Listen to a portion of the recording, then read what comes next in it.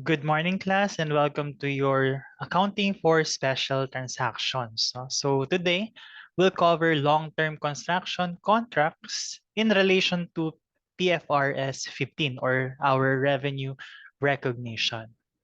So previously, we've covered accounting for franchise, for consignment sales, and installment sales, all encompassing PFRS 15 or the revenue recognition. No? So today, we'll also cover PFRS 15 in relation to the long-term construction contracts. So today, we'll cover the impact on the income statement, the impact on balance sheet, a detailed discussion on costs, and the relevant journal entries that we should be preparing in relation to the long-term construction contracts. No? So we'll go first with the income statement. Ito pala class, no? We'll complete all the discussions on the theoretical part first, and then we'll proceed with the discussion problems afterwards. No? So that we'll be able to apply what we'll be learning in the theoretical part, and then so that we'll have a full absorption of the theory as well as the application. Okay, so for the income statement, basically class, di ba, income statement, ang nasa isip agad natin, it's the revenue less cost is equals to your gross profit or gross loss. No? So that's still applicable here, no, in the long-term construction contracts. No? So revenue, basically, this is your transaction price or simply your contract price. Now, there are two ways, no, to determine the contract price. It's either letter A, fixed price, so meaning at the onset of the negotiation for the contract, no, so both parties are fixing the price. No? Say 5 million and that's it. No, letter B, cost plus naman. So cost of the contract plus ito na yung mga pluses. No? So in order for us to compute for this, we have the original contract price. This is really the price that being agreed upon, no, at the concept at the conceptualization of the contract. No? So and then there are three plus. No? Ito na yung pluses, or para at least mas madaling ma-recall, we call it VIP. So variations, incentives, penalties. No? So variations, as we go along the contract, there may be additions, no, in the scope that we have to agreed upon. No? So it could be an increase or decrease in the price as agreed by the contractor and the customer, no, by both parties. Incentives naman, so when the contractor finishes the project earlier, obviously we pay them incentives. No?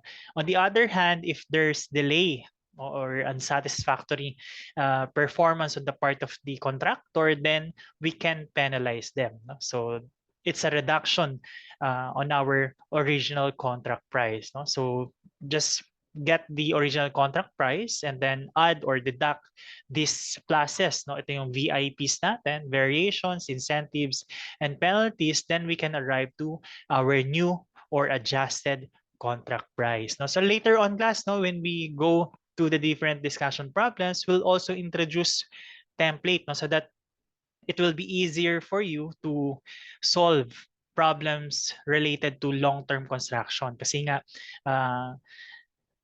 I must say, long-term constructions, parang it's not an easy accounting, but with the use or with the help of a cheat sheet or yung pinaka-guide natin, our life will be much easier. No? So, how are we going to recognize VIPs? No? So itong variations, incentives, and penalties. Number one is through the expected value approach. No? So paano ba natin kinocompute the expected value approach? No? So by way of estimate. No? So we estimate the probability that we will incur or encounter these VIPs. No? So for example, what is the probability that the construction of the project will be completed ahead of schedule, then we recognize incentives. So it all depends on the probability. Number two naman, we recognize VIPs if the occurrence is said to be probable. No? So in case of the variation, when there's already a negotiation, no? So negotiation and class, na? So meaning if we are uh, if you have reached, no, an agreement to increase or decrease the price based upon the uh, yung nga mga variation, or for example na lang sabihin natin na um, building, no? So initially, five-story build. Ito class, it may appear as an exaggeration, pero talagang ina-exaggerate natin para at least mas madaling maintindihan. No? So, for example, initially, ang napag-usapan nyo is five-story building lang. And then along the way, aba, mas lumalakas yung dream mo, no? Kasi ang pangarap mo pala talaga is magkaroon ka ng sariling building, no? So instead of five stories, you sat with the contractor, aba, sinabi mo gawin nating 10-story.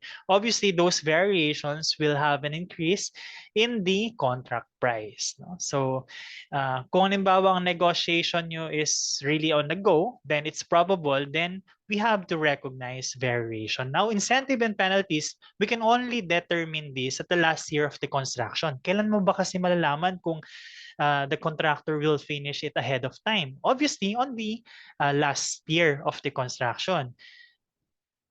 The same goes through for the penalties naman. Kailan mo malaman na nagkakaroon ng delay? Kung halimbawa ang target date of completion is December 30, 2023. Kung halimbawa November na, aba, 70% completed ka pa lang. So obviously, you have to recognize penalties.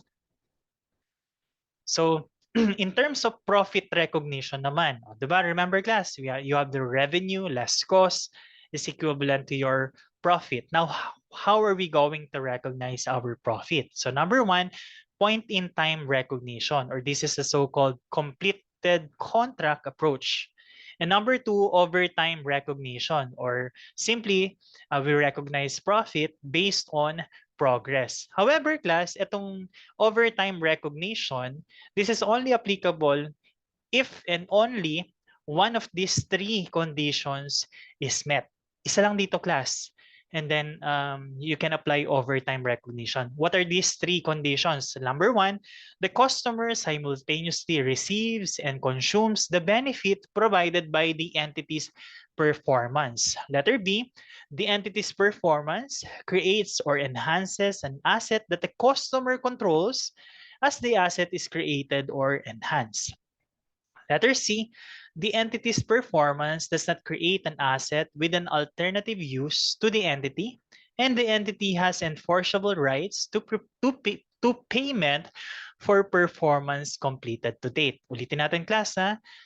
If one of these three conditions is met, then we apply overtime recognition. Paano class kung wala naman na-meet of these three conditions? Then we recognize profit based on point in time recognition. So meaning based upon the completion of the contract.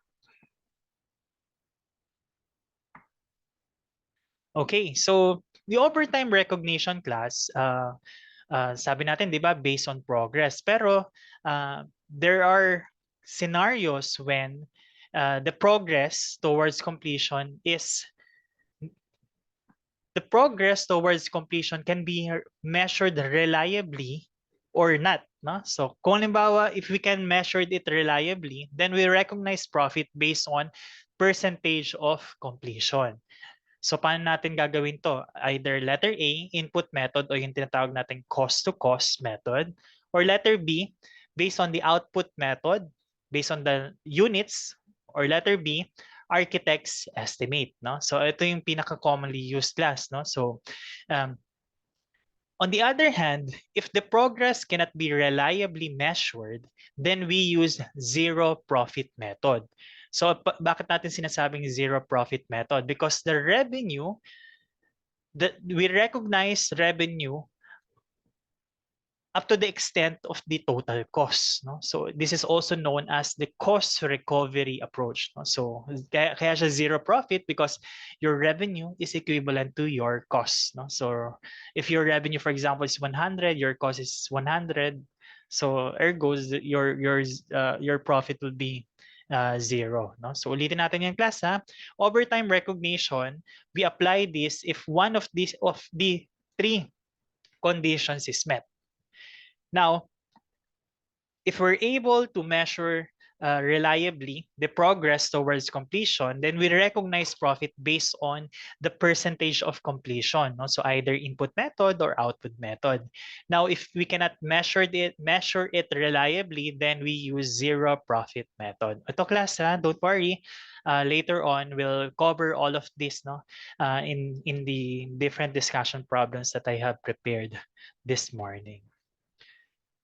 Obviously, there are also scenarios when you have to recognize loss. No? So paano nagkakaroon ng loss? Ito, very basic. No? So if your revenue or if your cost exceeds your revenue, then you recognize gross loss. Now, how are we going to recognize loss?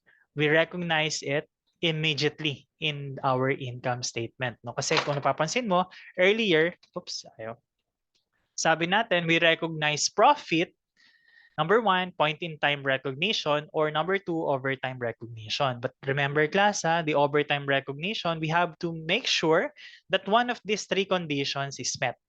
Kasi kung hindi, then we use point-in-time recognition. Okay? Now, let's go to the balance sheet. So in long-term construction contract, we have this construction in progress or CIP. This is an asset account. Less the progress billings. Itong progress billings or PB natin, this is a contra asset account. And therefore, in our balance sheet, we have to present these two in net. No? So construction in progress or CIP, less the progress billings. So you get net CIP if the construction in progress is higher than the progress billings, or net PB naman if the progress billings is higher than your CIP. O ngayon class, ano ba yung pumapasok sa construction in progress? So gumawa tayo dito ng T account so that we'll be able to analyze it easier. No? So we have costs. So pumapasok pala sa CIP account natin are all our costs and all our gross profit. And therefore, kung meron kang cost dyan and meron ka ring gross profit dyan, so we can conclude that CIP is equivalent to your total revenue. So CIP is equivalent to your revenue already earned in case there is no loss. Kasi credit will be posted in your CIP account for the total gross loss. Okay? Kailan naman tayo nagpo-post sa progress billings, no? So kaya nga progress billing. So whenever we bill our customers, so debit accounts receivable, credit progress billings. No? So yun lang naman yung tatandaan natin class sa balance sheet natin, no?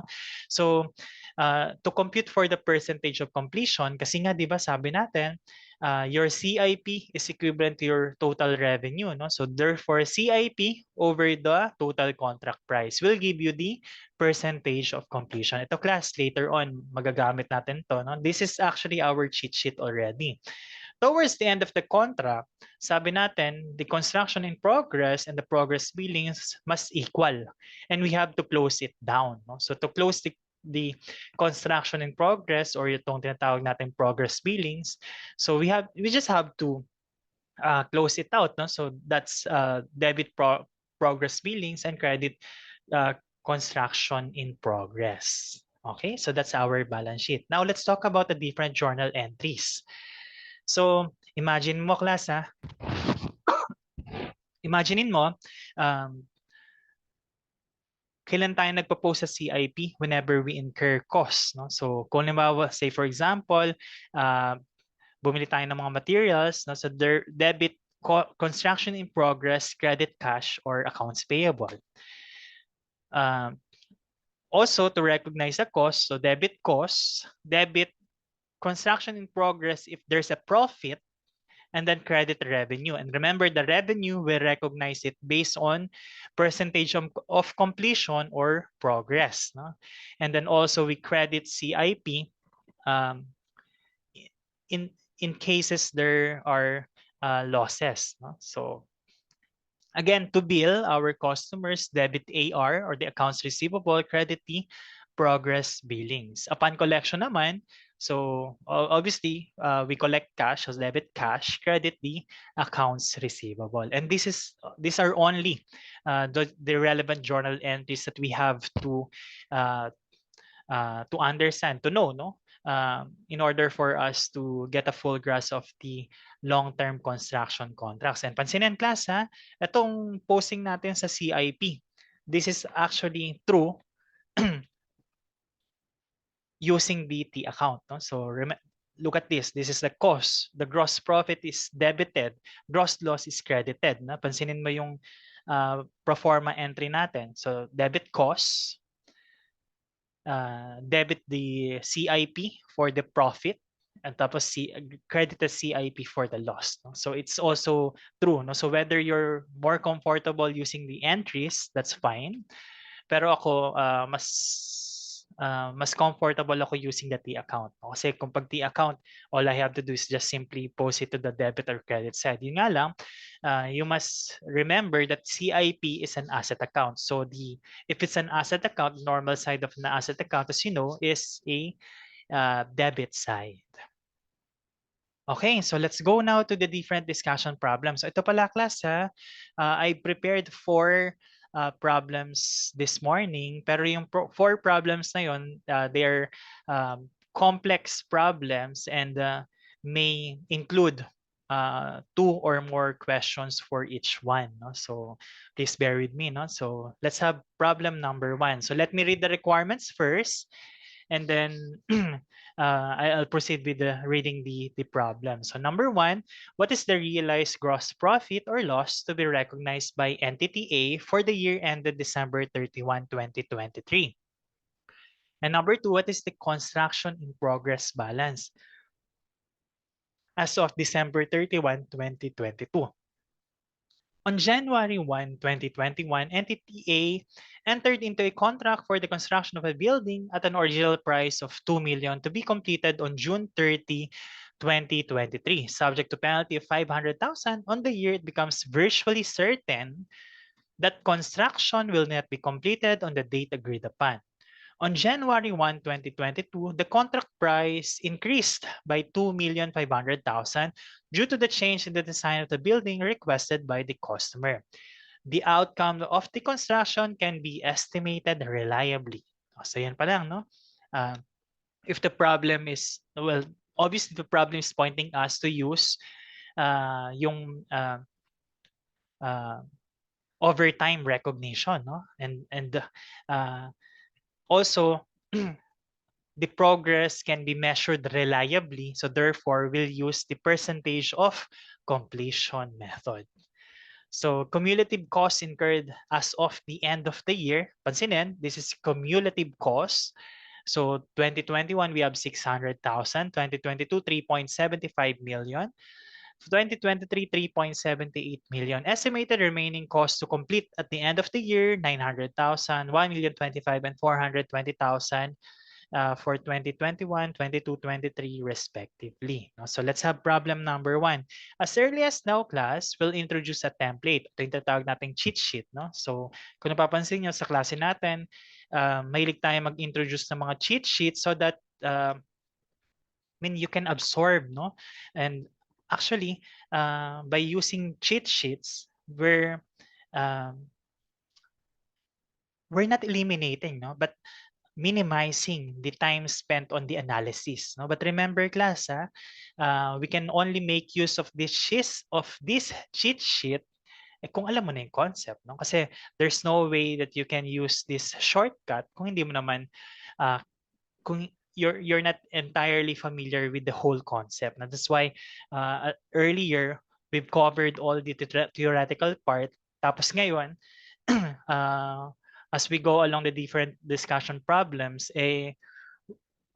this is kind of review of what we have discussed earlier, no, during the during my presentation of the theoretical part. No? So ito class yung ang tawag nito yung template natin. No? So you have your original contract price, tapos ito yung mga pluses, di ba?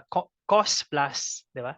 So VIPs, you have your variations, incentives, penalties, and then you can come up with your new contract price. So ito class, I'm just discussing the template first. Wag muna natin pansinin yung mga numbers dyan. No? Cost incurred to date, this is YTD. Estimated cost to complete, meaning how much is the estimated cost to finish the contract. No? Then we have the estimated total cost.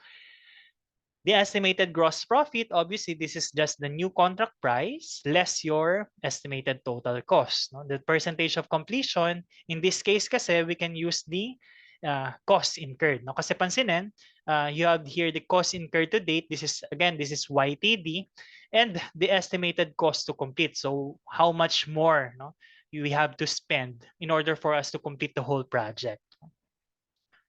Then we have the cumulative gross profit less the prior year gross profit to get the current year realized gross profit. Okay, sige. Isa-isayin ngayon natin. Napansinin, kasi kung halimbawa ako nag-exam, i-highlight ko na agad tong December 31, 2023. Baka kasi ma-excite ka, makita mo na dito realized gross profit, pero 2021 pa lang. No? So we have to compute until 2023. No? So unahin natin 2021. The original contract price is 2 million. So okay tayo dyan. Meron bang VIPs na nangyari during 2021? None. No? Kasi wala naman na pag-usapan. So therefore, your original contract price is also your new contract price. Costs incurred to date, that's 600,000. So plot lang natin. Year 1 pa lang naman tayo, so wala pa masyadong dapat i-analyze. No? Estimated cost to complete is 900,000. Just get the sum, we have 1,500,000. Your estimated gross profit will be 2 million. Your new contract price, remember your new contract price is also your transaction price or your total revenue. So that's revenue of 2 million less cost of 1,500,000. So that's 500,000.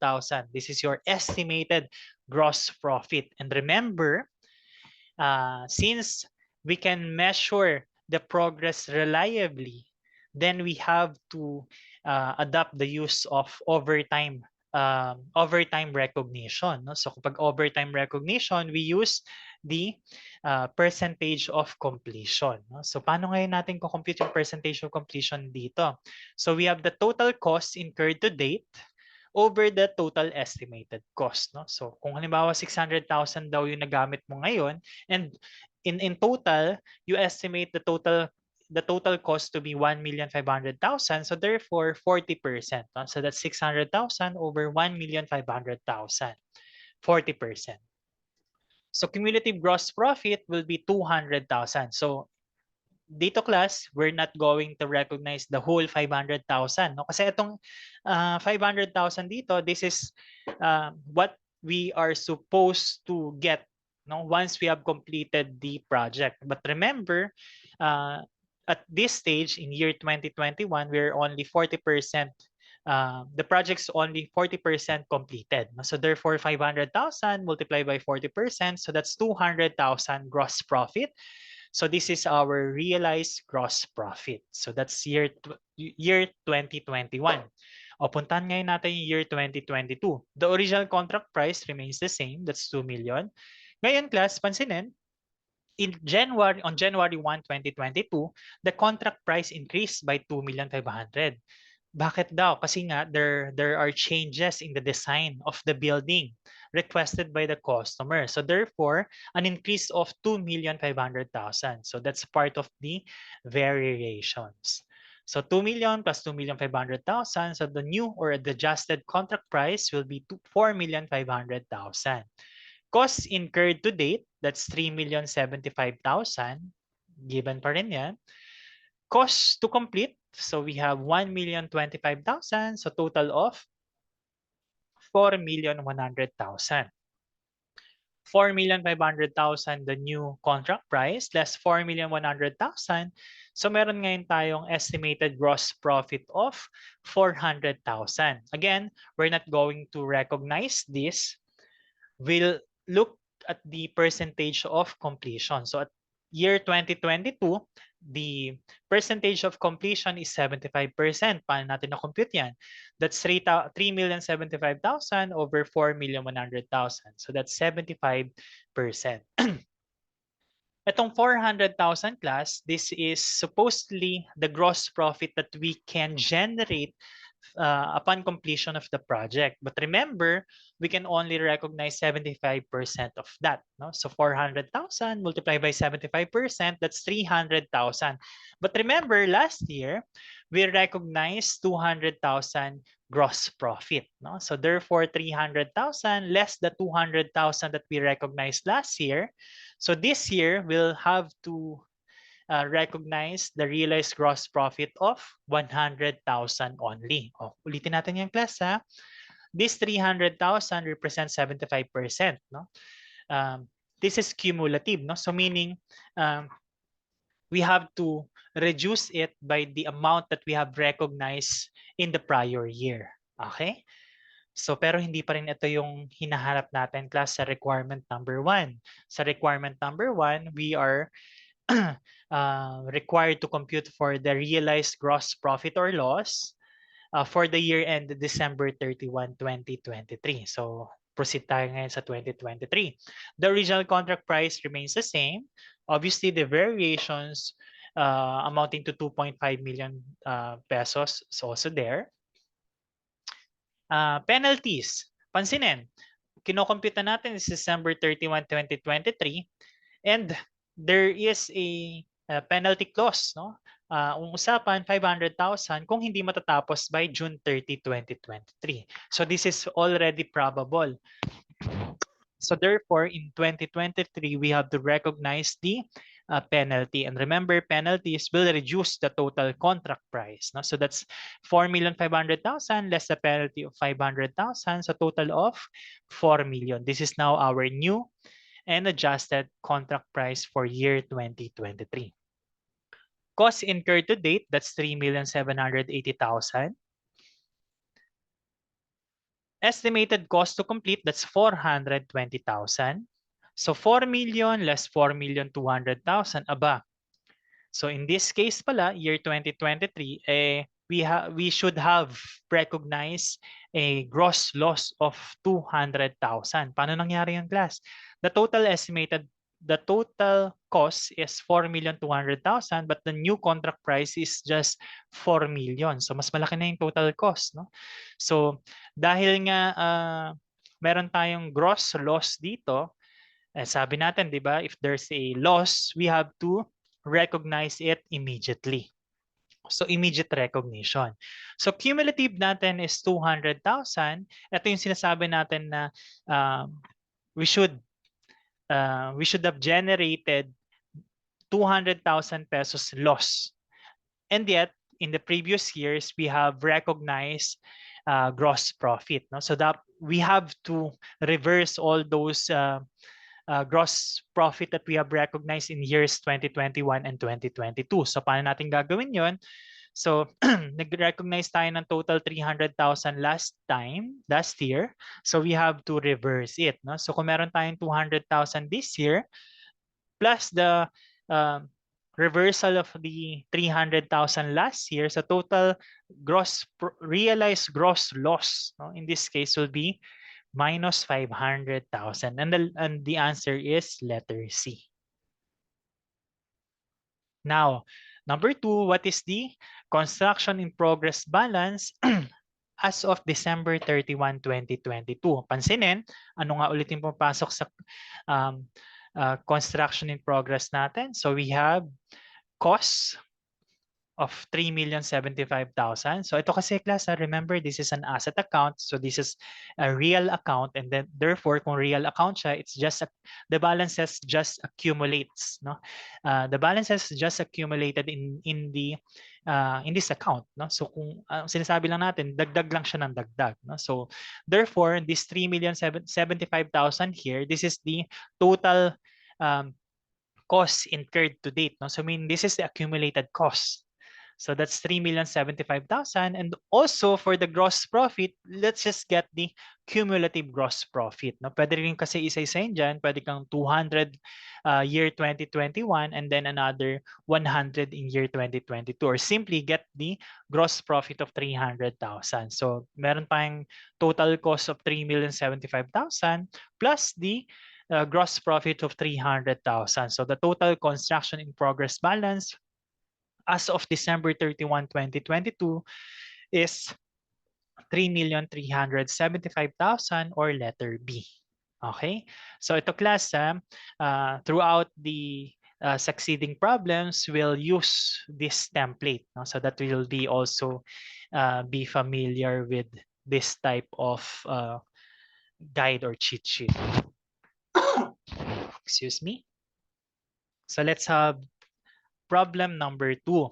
So problem number 2, there are 3 requirements. No? Let me read the requirements first. What is the excess of construction in progress over progress billings on December 31, 2020 under percentage of completion method cost-to-cost approach? Number 2, what is the excess of construction in progress over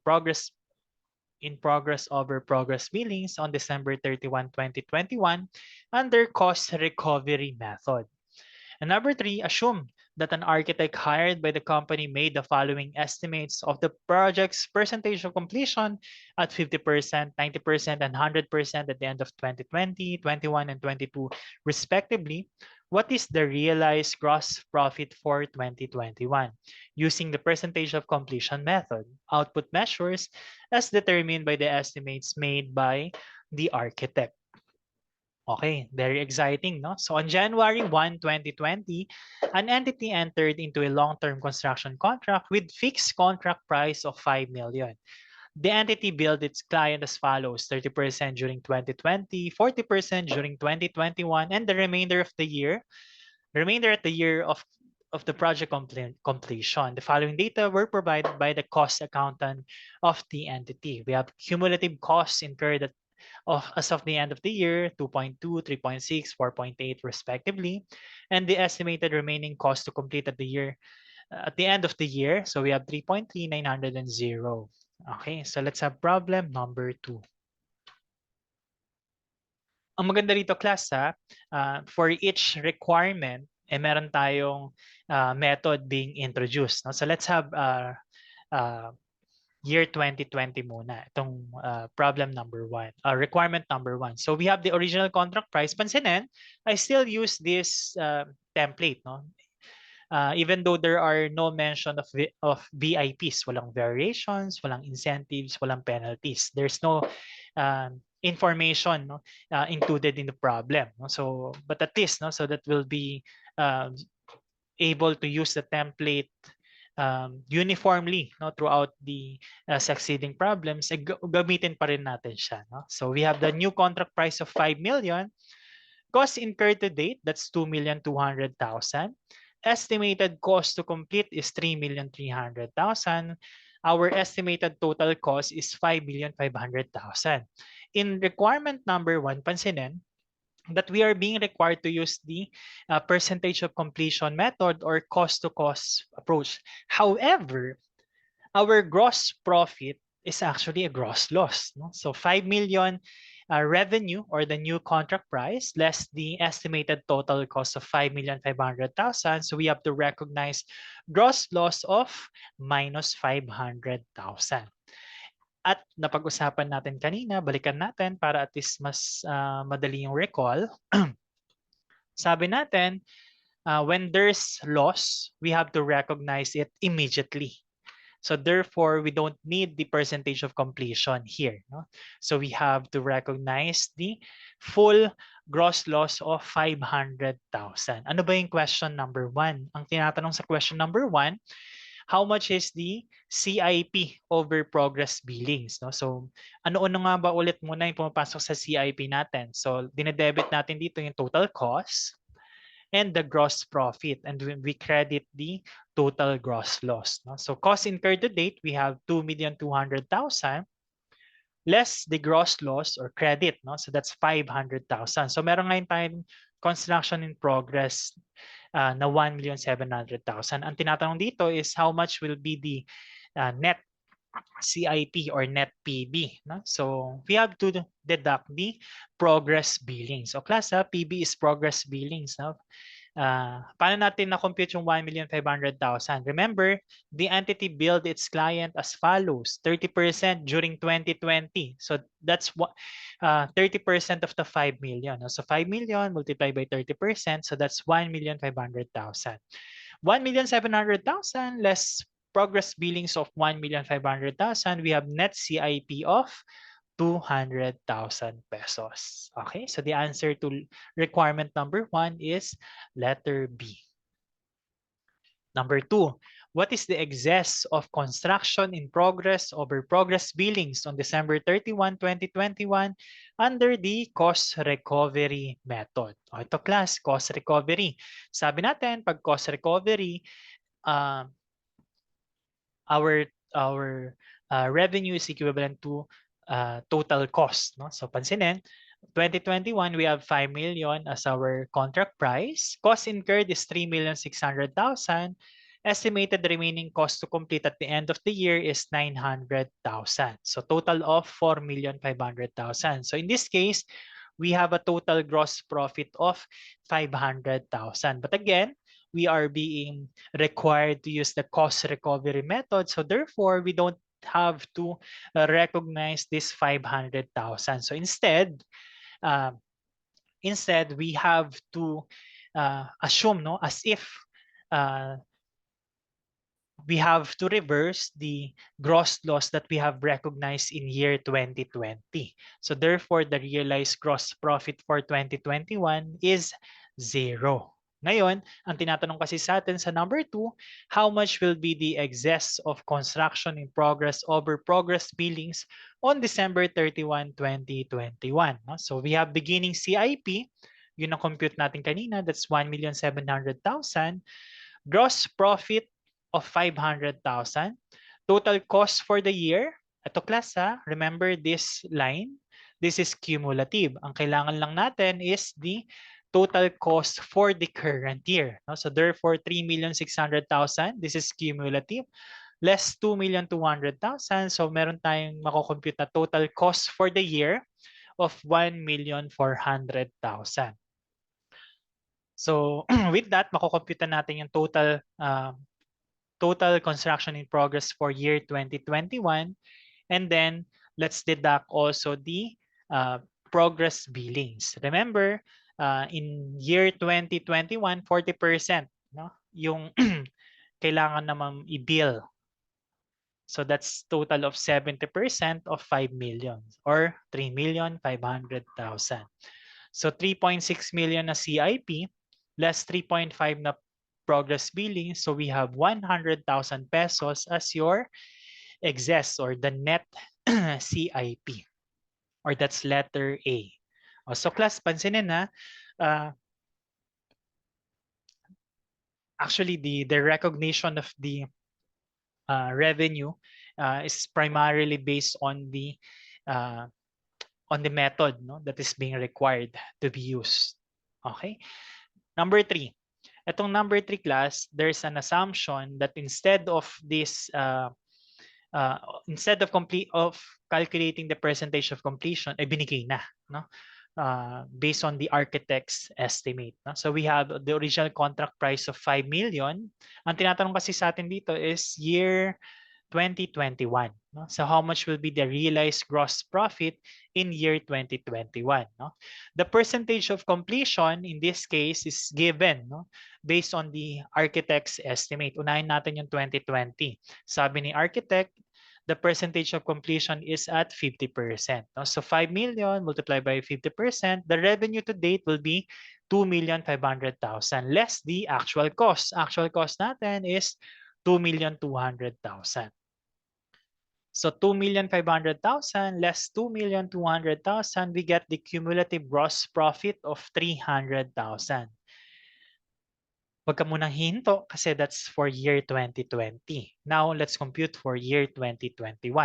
Year 2021, sabi ni architect, the percentage of completion will be 90%. So that's 5 million multiplied by 90%. That's 4,500,000 less the actual cost to date. That's 3,600,000. So 4,500,000 less 3,600,000, you get the cumulative gross profit of 900,000. This is cumulative, no? So meaning we have to reduce it by the gross profit that we have recognized for last year. So last year we have recognized 300,000. So therefore the realized gross profit for year 2021 is 600,000. So that's 900,000 cumulative gross profit less the prior year's gross profit of 300,000. So the answer is letter B. O, pansinin class ha, in this problem alone, no, problem number 2, we have applied three methods, no, to compute or to recognize uh, your revenue. Okay, so that's problem number 2. Oops. Problem number 3. What is the balance of construction in progress on December 31, 2023? On January 1, 2021, Entity A accepted a long-term construction project to build a condominium at a fixed contract price of 100 million pesos. The outcome of the construction project cannot be estimated reliably. O ito na class. Remember kanina sabi natin, uh, if the progress of the construction cannot be estimated reliably, then we use the zero profit approach. Pag-usapan natin yan later on. The following data are provided by the accountant, the project manager concerning construction costs for the 3 years of the construction. So year 2021, 22, 23, costs incurred during the year. O the class ha, in the previous problems, ang binigay sa atin is the cost to date, no? Pero this time, ang binigay lang sa atin is yung costs incurred during the year. Meaning, ito lang yung individual cost for each year. Estimated cost to complete at the end of the year, also given. No? So that's problem number 3. Okay, so problem number 3, ang pinapompute sa atin is the construction in progress for year 2023. So, ito class, ang gagawin natin is, obviously, gawin natin siya using the template pa rin. No? But remember, pag kasi kabisado mo na yung template, you don't actually have to write down everything. Baka pwede i-shortcut mo na sa T account. No? But for the benefit of our discussion, let's just be familiar with the use of the template first. No? Then, diskarte nyo na kasi yan pagdating sa quiz. Remember, in our quizzes naman, I don't require you to present all your calculations, no? Kasi nga during quizzes or during examinations, even your assignments, ang dinidiskartehan mo na dyan is to come up with the correct answer, no? Kaya meron ng yung element ng diskarte, no? Okay, so again, we'll use the template. No? There's no mention about the variations, incentive, and penalties, but just the same, let's have all of this template intact. No? So new contract price 2021, 100 million. Cost incurred to date, that's cost incurred during the year is 40 million. Estimated cost to complete is 90 million. So for total of 130 million. No? So new contract price of 100,000 less the estimated total cost of 130 million. So we get the gross loss of 30 million. Sabi class, di ba?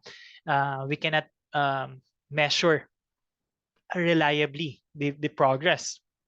Sabi natin, kung ganun, then in this case, this is a loss, no? So we have to recognize this immediately. Paano ngayon yung presentation nito sa construction in progress natin? So we have cost incurred to date, 40 million.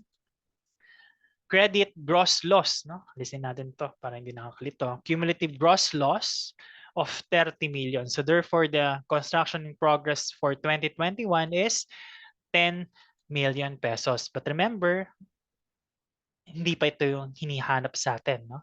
Kasi ang hinahanap sa atin is December 31, 2023. So we continue.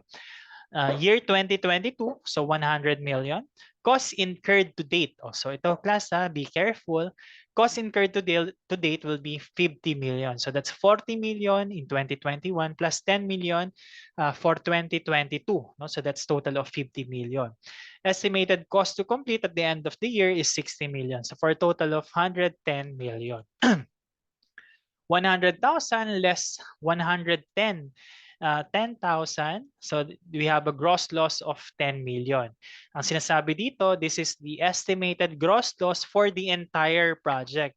But remember, last year, we have recognized 30 million loss. No? So therefore, we have to deduct that. No? So basically, we have to make sure that the total gross loss in the books is just minus 10 million. No? So that's minus 10 million plus 30 million, yung gross loss na ni-recognize natin nung year 2021. So the realized gross profit for year 2022 will be 20,000 or 20 million. No? So present ulit natin yan dito sa ating CIP.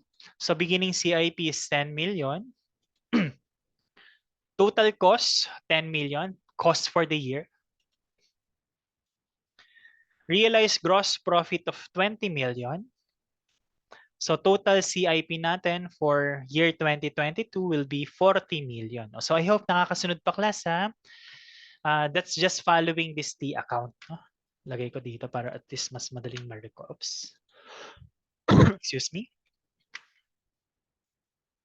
Bakit tayo makopya? Copy. Paste.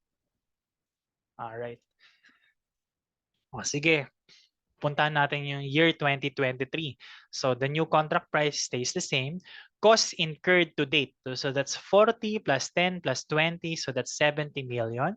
Estimated cost to complete at the end of the year, that's 10 million. So 100,000 less 80,000. So we have 20,000 gross profit. No? So ito na ngayon class. This is gross profit of 20 million pesos.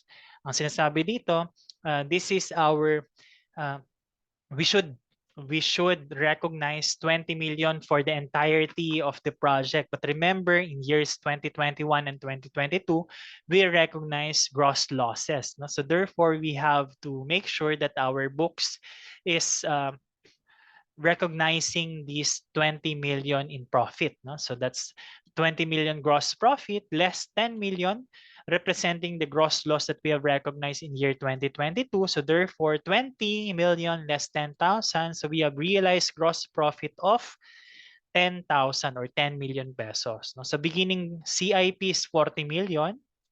Ito yung class yung kinuha natin kanina. Total cost is 20 million.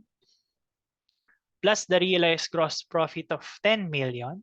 So our total cost in construction in progress for year 2023 is 70 million or that's letter D. Ito class ha. Ang maganda rito sa ginawa natin, we have used the template. No? So ito yung pinaka-long method. But again, you could have used the account and simply just post these numbers up here. No? Pero ang suggestion ko, as we go along, habang nagre-review pa lang, let's use this template so that by the time that you take the exam or the board exam in the future, mas familiar ka na on how to use this cheat sheet or guide. Okay, so let's have problem number 4. This will be our last problem. So please bear with me. How much is the realized gross profit in 2022? DM Incorporated works on a 10.5 million contract in 2022 to construct an office building. During 2022, DM Incorporated uses the cost-to-cost method. On December 31, 2022, the balances in certain accounts for construction progress, we have 3.78 million. Accounts receivable, 360,000. Progress billings of 1.8 million. Contract retention, 180,000. Mobilization fee, 140,000. At December 31, 2022, the estimated cost at completion is 7,350,000. So let's have problem number 4.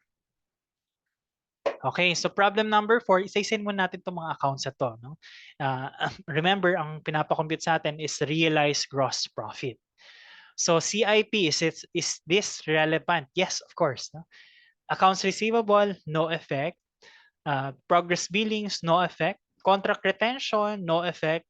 Mobilization fee, no effect. And then the estimated cost at completion, this is also relevant in our calculation. Okay? The contract price is 10,500,000. So, ganun pa rin. Pansinin, ang ginagamit pa rin natin is um, the template. No? So, para at least hindi tayo nagkakalituhan. No? So, the cost incurred to date, this is unknown. But we have the estimated cost to complete of 7,350,000. So that's 10,500,000 less the estimated total cost of 7,350,000. So we have total gross profit of 3,150,000. No? I just dropped the zeros class na para at least mas mabilis tayo makapag-calculate. Now, pansinin, with the given information, hindi natin mako-compute or the information that percentage of completion is not given outright, no? But we can calculate it with the use of this formula.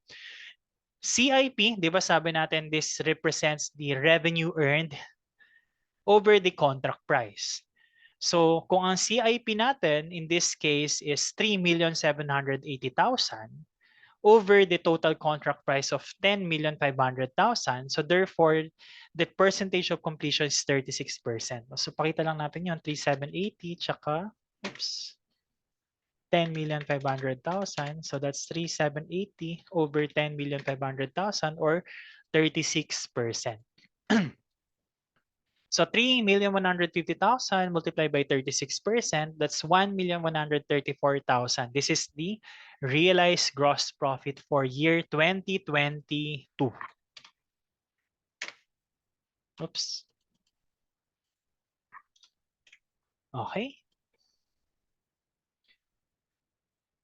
So that's problem number 4. And like I said, problem number 4 is our last meron pa palang problem number 5. Actually, itong problem number 5, I'll just provide you with the solution, no, for problem number 5.